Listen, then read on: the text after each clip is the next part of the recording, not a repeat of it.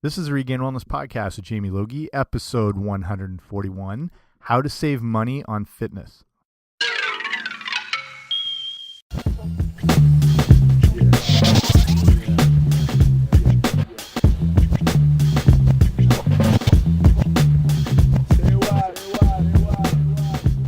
Hey guys, what's happening? Welcome back to the podcast. I'm Jamie Logie. I run regainedwellness.com, and this is the Regained Wellness Podcast of the same name. So thanks for coming on out. If you're brand new here, extra special thanks. And I've got a lot of episodes on a lot of different health, fitness, nutrition topics that you can think of. So make sure you subscribe so you get them automatically.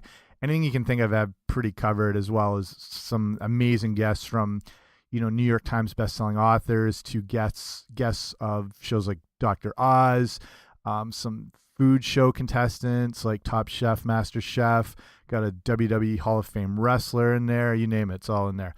So today's episode it's still early in the new year right now. We're only a couple weeks in, and I've done a show already talking about, the New Year's resolution things and health and, changing your diet and a lot of tips you can do to get going with that. And talking about fitness, and it's coming out of this time of year where there's sort of a aftershock of all the money spent through the holidays. And fitness, it's not necessarily cheap, and there are ways to save money in doing it. And this is a good time of year as people are looking to get into gyms and health clubs and whatnot. And obviously, the more information you have on to get the best deals is probably going to be helpful. I mean, this works any time of year as well, but as this is the crunch time when all memberships go through the roof, and if you're looking to get into it, I've got a lot of experience in gyms, out of gyms, and so I've seen a lot of, tricks of the trade, as it were. So I'll pass on, all the different approaches you can take to either save money and get sort of the best value out of fitness in general. Okay, let's go. So if you're new here, or if you hadn't, heard all the stuff I've done, I've worked as a personal trainer forever, almost like, half my life. And I've worked for big corporate box chain gyms here in Canada. I've worked in smaller private, personal training type studios. I've worked in Canada, I've worked in gyms in England, I've worked in the US, I've worked in even Australia for a tiny little bit. The Australian fitness environment, or I don't know what you want to call it, but like their approach to fitness is kind of the class of the world. They sort of set the stage for all fitness. So things that you see happening, say in like North America or Europe, it's pretty much guaranteed to come out of Australia. They've just kind of set the bar super high, and they set the standard for all things like fitness, whether you see different types of like group training approaches and boot camps to what's new now, like P45, you're seeing popping up everywhere, which is sort of like a 45-minute high-intensity interval training based thing. But like the state of fitness in Australia is just incredible, and yeah, they set the world standard. But so like I said, I've been in all different aspects of fitness, like I said, from the giant health clubs to the smaller, training studios and kind of everything in between. And I've trained young athletes all the way up to senior citizens. So I've got a pretty good approach, and I've had to work in, from selling personal training packages to membership. So I've seen, quite a bit over the ways. And to start off, this is to say you don't have to be in a gym to get fit at all. It does help though, because you get access to, $500,000 to $1 million worth of equipment for like $1 or $2 a day, or even less, or even a bit more. But I'll get to that in a little bit. So the first approaches to fitness is that very thing that fitness is free. You don't have to pay for it. It's being active and athletic and moving your body doesn't cost you anything. And that's where you want to start. If you're, brand new to exercise and everything like that, you don't have to necessarily go right into a gym. They are helpful, but fitness can start outside. So from the very simplest approach of saving money, this is where you can be doing walking or running or hiking or swimming. I mean, you had to pay to get into the pools or whatever, using your bike, walking your dog, do it, just the general aspect of getting moving. And like, as far as just walking is such an underrated form of exercise. And I've seen people have amazing health and weight loss results just from walking. So that's the thing. If you've gone from doing no exercise, if you start walking, 15 or 20 minutes a day, first thing in the morning, and you do that, 3 to 5 days a week, and then slowly build that up over time to the point where you can be doing like 45 minutes to an hour's walk, you'll be amazed at how your body can respond to that. And the thing is, it's actually still a decent calorie burner, but it's so low impact and it's so protective on your joints, your muscles, your tendons, and everything like that. So you're able to engage it a little bit more. If you look at the aspect of running is still good. I've been a runner forever. Like I ran cross country and track and the whole deal. And if it's working for you and running something you do, definitely stick with it. But it's not always necessarily the case with a lot of people. And the constant pounding of the terrain, and you're typically running on roads or sidewalks and things like that, it can really break down your body over time. And it's really tough on the joints. It's hard to find, competitive long distance runners who've not had, major injuries at some point. And that's because it seems to be in this like middle stage of where your body responds to best. Say on one end of the spectrum, you have walking, which is very low impact, still a good calorie burner, still exercise, still good cardiovascular exercise. And then at the opposite end, you have sprinting. And again, that's a phenomenal form of exercise. Now you're engaging different energy systems, and it's more high intensity, that interval training based, where you're getting boosts of, natural hormones and testosterone and growth hormones. And, it can burn calories long after you're done. It uses, you can lower body fat. Like you just look at a sprinter and they're just so powerful and lean. And again, it's super high intense, but it's a shorter duration. So as far as, joint impact and whatever, it's a little more minimal because it's not constant compared to say like a 45-minute or an hour run. So that's just sort of my approach to it. And that's only if you've tried running and you feel like it's kind of beating you down a bit. Don't feel you have to stick with it. Go to those either approaches and start with the walking and whatnot. And there is a way to enhance just basic walking, and it's similar to high intensity interval training, which I'll get to in a second, but it's called low intensity interval training. And it's an approach most people aren't really aware of, but it's seen to have similar beneficial results as the HIIT training, which is based around burning more calories, engaging your body in what is kind of called an afterburn sort of system, where your body's able to burn more calories for a longer period of time, up to 24, even 36 hours after your workout, because your body requires a greater consumption of oxygen, and then it replaces that after, and it works with calorie burning to do that and the whole deal. And it's seen to help enhance, lean muscle, burn body fat, help, cardiovascular endurance. And it's basically where you start with kind of over a half-hour period, maybe 40 minutes. So you start out walking at a normal pace for like 5 to 6 minutes or whatever. And then you're going to go for a period of a brisker pace walk where you're going to bump up the intensity. You can go into a light jog, but it doesn't have to be super over the top. So you're going to go like that for around 90 seconds.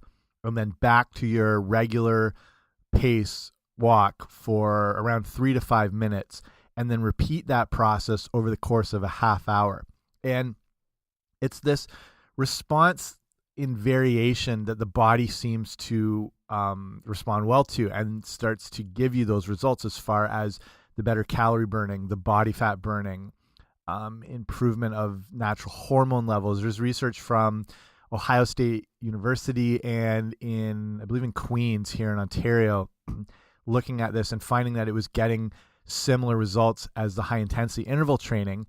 But again, it's a little more, like it says, low intensity. It's a little more gentle. So it's very good for people who, again, like are new to fitness, or maybe a bit older, or have potential injuries or joint pain, or just don't want to engage in that super high intensity. You can still get some really good results. I'd recommend listening to the episode I did all about low intensity interval training, which I'll link up on the show notes. So if you go to regainedwellness.com/141, I'll link up a bunch of things, including episodes that go way deeper into detail on the science behind why these things are so good. So like that's one approach right there, which again is free. You can go outside and walk anytime and get some pretty good results from it. Moving into The high intensity interval training, again, this is something you can do for free, and you can do it based around your own body weight.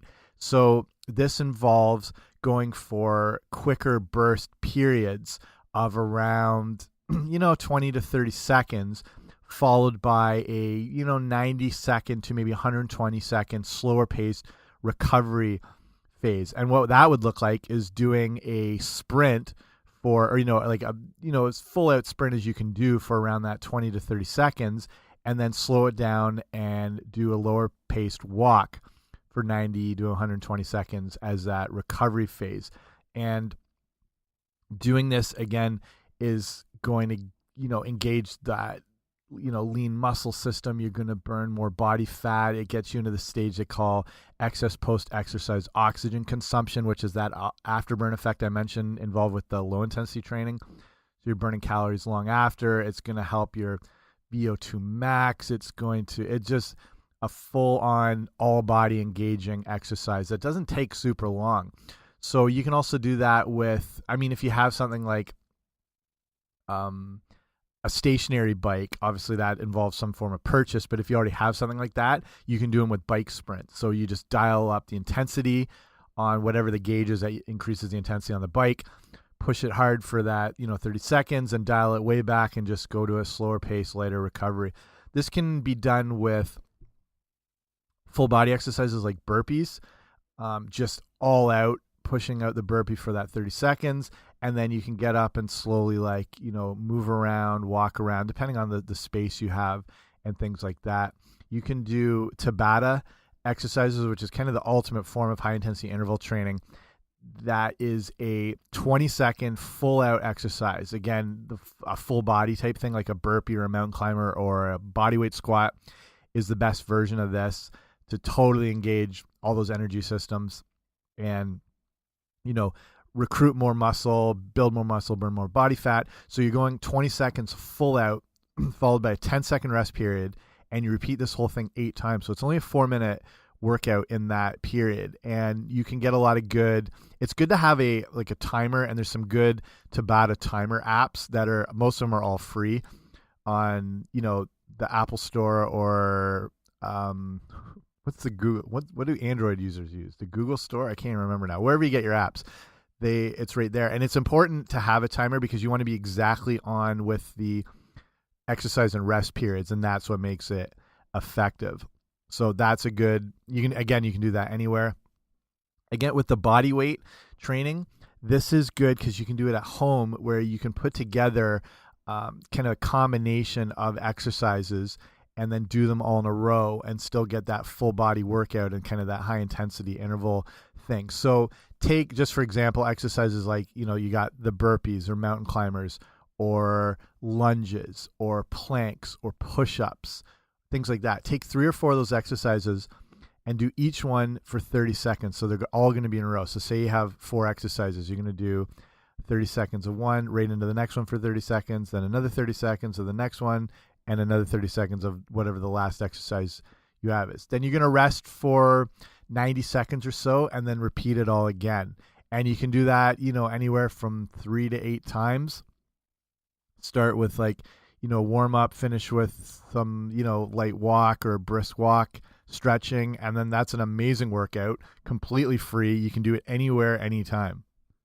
And in some of the gyms I've worked at and with young athletes and everything, this is what I base most workouts around, because not just because it's free, but it's because it's one of the most effective ways to train. Equipment's awesome and you can definitely throw it in the mix, but when I'm running like boot camp sort of classes or HIIT style workouts, it's usually all this. It's just straight bodyweight workouts, which don't cost a thing. People are paying memberships to do the classes and whatnot, but that's how effective they are. If they weren't, people wouldn't be using them, but you can't go wrong with bodyweight. So then the next thing, again, based around being at home and whatnot, is making use, and you probably have, of YouTube, which is probably the best resource there is for all things fitness. And YouTube is basically a search engine, and it's the second biggest search engine after Google. So anything you want, you can find on there. And this is good for at home, again, based workouts. So if you want to look up, you want to do a leg workout, but you don't have any equipment, you just look for that on YouTube. I don't want to recommend any specific people over whoever because there's a ton of content anyway, and you're bound to find ones you like.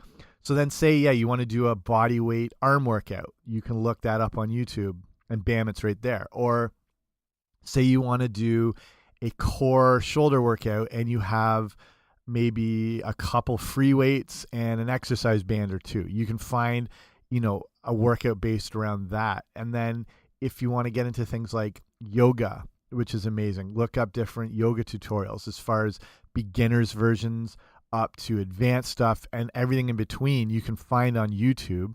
And I mean, you're paying for your internet service, but essentially it is free. I recommend, I see a lot of people do this, and if you have a smart TV, you're already set because then you have the built-in apps on it like YouTube and Netflix and whatever, and then you have a larger screen and it's easier to follow along depending if you have a good setup where you have some space to do the workout. If not, again, this is a purchase thing, but you don't have to do it. You can get something like Roku or Google Chrome, which can work with your smartphone, and then it broadcasts to the TV. So you open YouTube on your phone, and then you can send it just so you can have like a bigger image, which can be tougher to do with like, say, a laptop if you're having to move it around and you can't see, or you're trying to look on your phone. So you don't have to do, but if you have a smart TV, that's an awesome way to do it. So definitely make use of things like YouTube and all those. Yeah, you can look up like a boot camp body work circuit based workout on YouTube. Like everything is there. There's so many channels and so many good fitness resources on there. And again, all free. Well, for right now, until depending when you listen to this, if the net neutrality thing's gone to hell or whatever, and you're having to pay for YouTube subscriptions. But I won't get into that now. So let's go into the gyms and look at the best ways to potentially get the best deals or save money on gym memberships. And like I said, I've worked in all different types of gyms and I've sold memberships and the whole deal. And the first thing is to just haggle, which is a lost art and is still applicable. Like, our modern retail system seems pretty written in stone, and in most cases it is. I can't go into a shop and try and buy a pair of shoes and haggle them down like $20 or whatever. But you'd be surprised that at the very least you can get stuff thrown in. As far as like, can you throw in a pair of socks or a shirt? You never know. And more often than not, that sometimes works in places like that. But the art of haggling is still alive and well in gyms. There's so much competition now for fitness that gyms, I'm thinking from the standpoint of like the bigger box classic gyms like in LA Fitness or Good Life Fitness here in Canada, or Fitness First in England or wherever. They used to have the monopoly on fitness because there wasn't as many. Just starting up gyms was so tough and whatever. And now the landscape's changed so much. Like there's small little personal training studios, and people have learned like you can just set up this little place and still get good workouts and train people one at a time. And there's obviously CrossFit's massive, and then bigger forms of, high intensity training. Like I mentioned, P45, and then there's all sorts of various names of these things that are basically not CrossFit per se, but work around, metabolic conditioning and, some Olympic lifts and whatever. And then there's tons of yoga studios and things, ones like that, those that involve fitness, and then boot camp based studios. And so there's so much out there. And for these bigger based chain places, they don't have really the luxury now of being the only game in town. So if you go in and haggle and say their membership is like $50 a month, and say you can just say, I can only do maybe 40 to 45. The sales managers have a lot more leeway than you'd think based on experience from my viewpoint or standpoint when I've had to do these things. They have a lot of wiggle room where they can accommodate these different things, but no one's going to ask because they think the prices are written in stone. I mean, who says that fitness is $50 a month? I mean, they can kind of make a calculation based on the amount of equipment they have and services, but a lot of the times it's just an arbitrary figure they throw out, unless, like say with a VIP membership, when you've got towel service and sauna use and whatever, they can sort of pinpoint it. But from a basic just come in the door and use the place, there's really no rhyme or reason on why that's the set number. So go in and you'd be surprised. Say, I've only got like $40 to spend. What can you do? And more often than not, not always, they don't want to lose the potential business because they've like, you would not believe the pressure fitness sales managers are under, and the quotas they have to hit is ridiculous. That's why there's so much turnover in gyms as far as personal trainers and sales managers and fitness, personal training sales manager, the whole deal. And a lot of, things have changed a bit, but from when I remember, it was kind of like a 6-month average where you'd see this turnover because the sales targets get higher and higher and they get more out of reach. So they're more than likely willing to take your offer because you're like, okay, see ya. I'll just go down the street and check out another place. They're just, especially like in the bigger box chains, they're more desperate to get your business. The next way to save money on memberships is to ask for an off-peak membership. And a lot of good gyms will offer this because they're smart. Off-peak basically means the prime times in the gym to work out are generally from like 5 to 8, maybe p.m. at night, 5 to 9. And in the mornings from like, 7 a.m. to 9. And then the rest of the times during the day, and then maybe for like a little period during the lunch, depending on what type of gym it is. But the rest of the time are kind of what they call dead hours. And smart gyms will offer non-peak memberships or off-peak memberships, which means you can only use it in those off-peak hours, say from 3 to 5 or from 11 to 1 or whatever they deem as their kind of slower periods in there. So some gyms are more upfront and they'll say we have an off-peak membership, and then some will have it available, but they don't really promote it because obviously they want to get you in the full membership. So again, because there's more competition for your money out there, ask about the off-peak membership. And then if they don't, technically have one, see if that's something they can arrange for you. And then that's kind of like haggling down the price. And again, sales managers should be able to negotiate out a price that's based around you using it on those off-peak hours. And again, like check out your gym, and it's something to sort of push to the side a little more.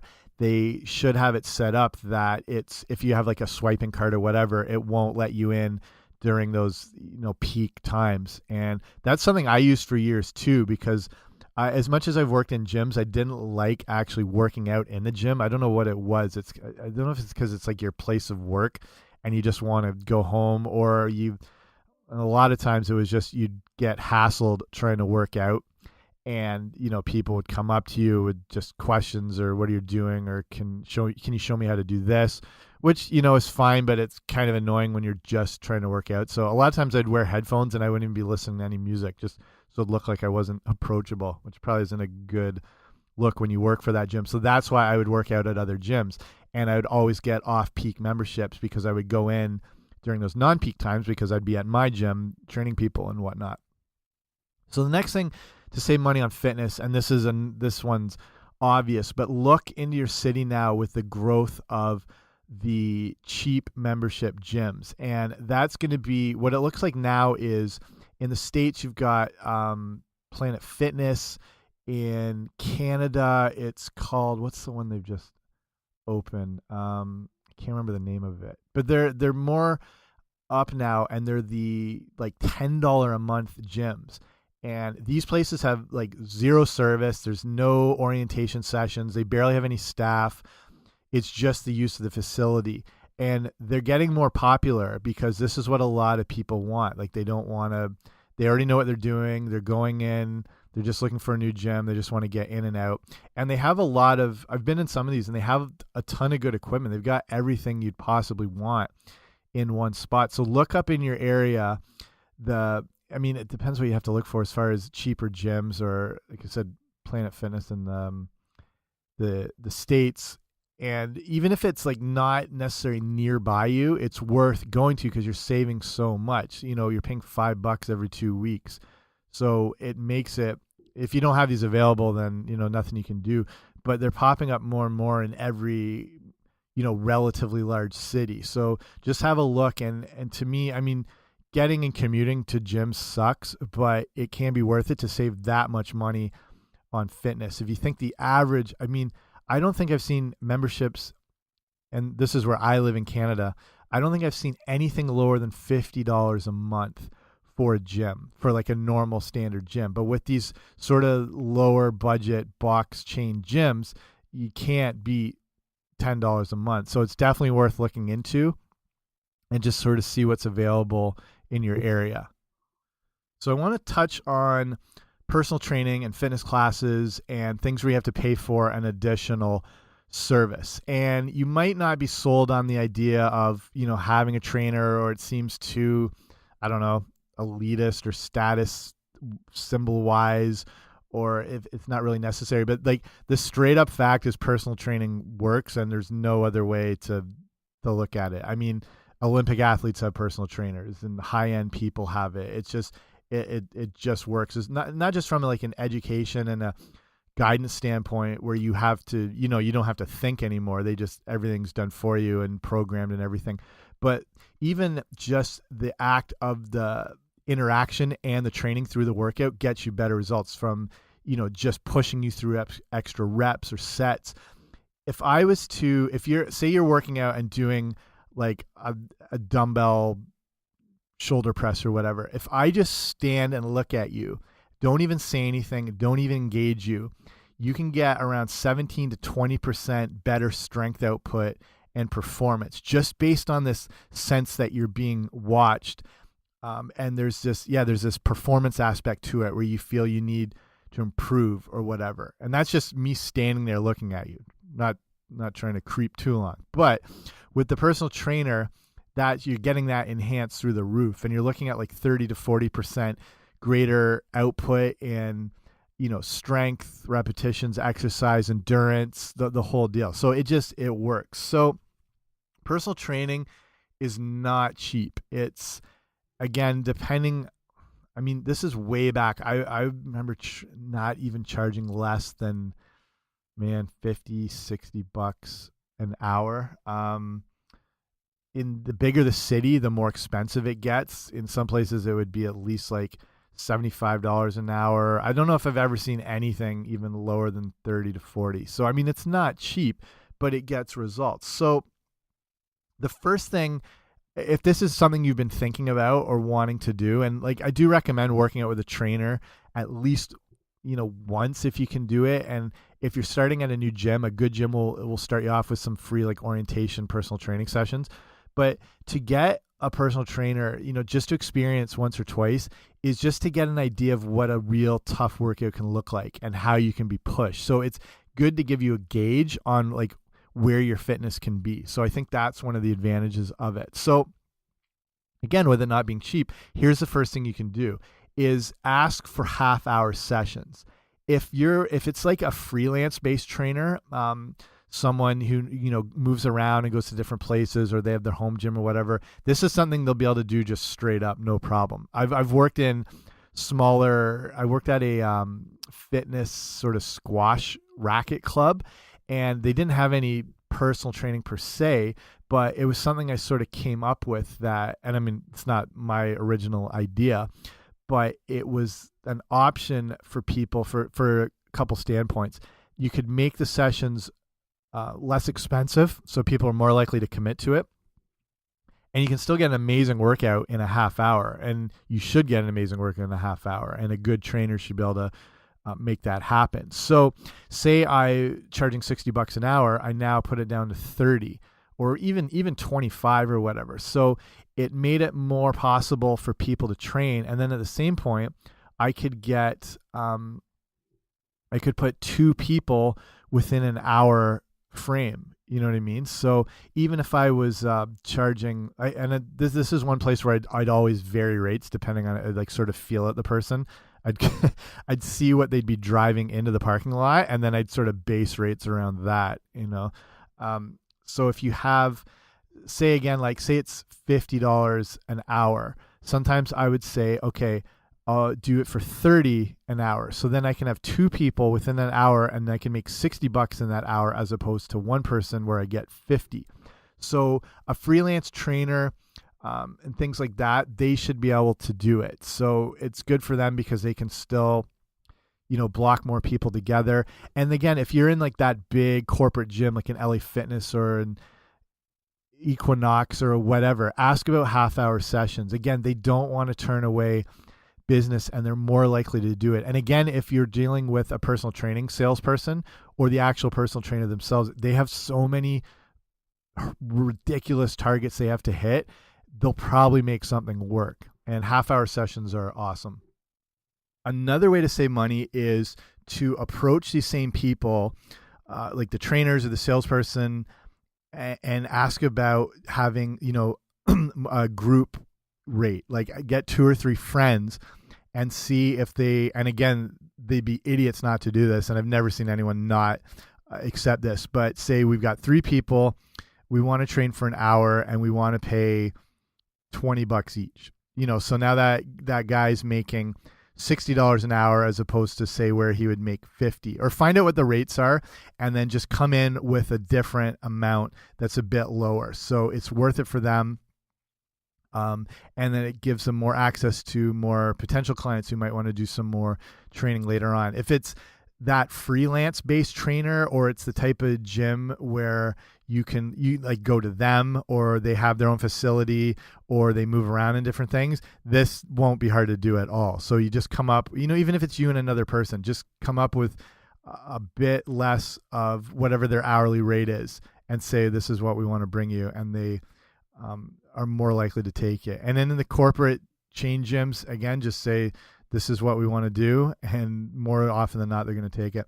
So then group training, again, is kind of the ultimate way to save money and get a good workout dynamic too. So this is now where you're wanting to find like personal trainers who do, outdoor boot camps, or they might offer classes at like a YMCA or a yoga studio or whatever. So get a group of you together, whether it's 5 or 6 people, or even like 20, if you have like a network of people like that.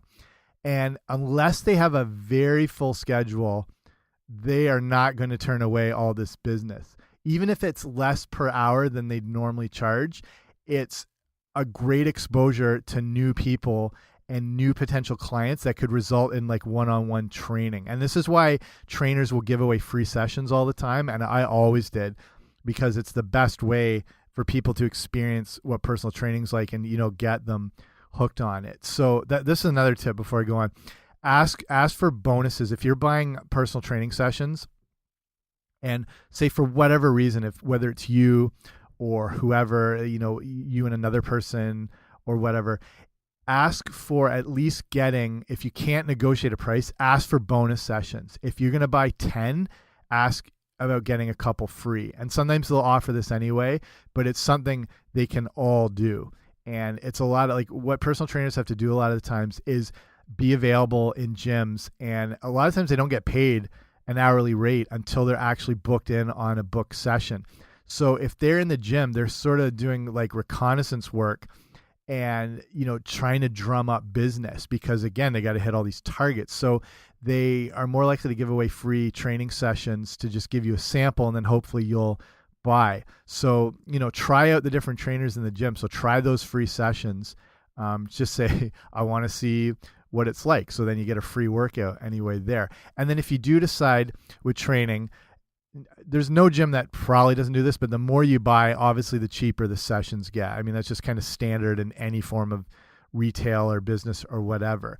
So you'll get a lower rate when you buy more, but that's already kind of like built in. So you're not, you're getting a deal, but you're still sort of playing by their rules and their kind of restrictions and what their, price demands are. So look for the free sessions. I would always do this, whether it was in, a private little club or the bigger ones. I would just throw a couple more sessions. If it was between someone not buying and buying, and, I had to come in and do a free session and like go out of my way, it's worth it if you're going to sell this big package. So the more you buy, if you're buying 20, say, I want 3 free sessions on top of that, without demanding it, just, respectfully asking. And this is, pretty much going to work all the time. So back to that group training dynamic. If you're looking,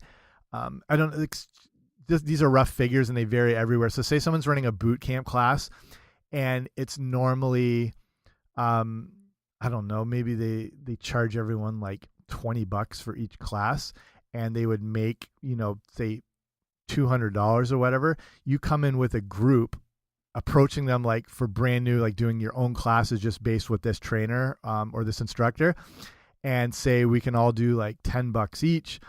Now they've got the chance to make, say, less than they might on the other class, but it's still income that they weren't expecting. So it could be, say $150 for these, 10 or 12 new people. They're making that extra money. They're not going to want to turn that away, again, if their schedule's open. And it gives them that exposure to all those new people that might want to do like one-on-one training later on. So instructors and teachers honestly are not going to pass on this, just because of that, exposure to the new people, and just, it's another hour where they're going to be making money that they wouldn't before. So you got a lot of different ways you can work that out. So that's pretty much it. Hopefully those are some tips to get you going if you're looking to get started in exercise and fitness, whether it's at home, you're going to the gym, there's ways you can hopefully negotiate to save some money on it. And if you're looking to do personal training, then again, there's some ways you can get better value and get more for your money and save money while you're doing it. So hopefully that helps. Again, check out regainedwellness.com/141. So that's all the after show notes right there. I'll link up some of those episodes on the different forms of high intensity interval training and Tabata training and low intensity interval training, just if you want to go a little deeper into the stuff, because there's a lot of good info there. So thanks for coming on out. I appreciate it. I know there's a lot of podcasts out there, so the fact you're listening to this one means a lot. I sound like an airline. Is it Southwest always does that? There's lots of options to fly, so whatever. But thank you for listening. If you do like it, give the show a rating and review on iTunes. Or wherever you get your podcasts. I'm pretty much there, but iTunes being the main one. And I will see you soon.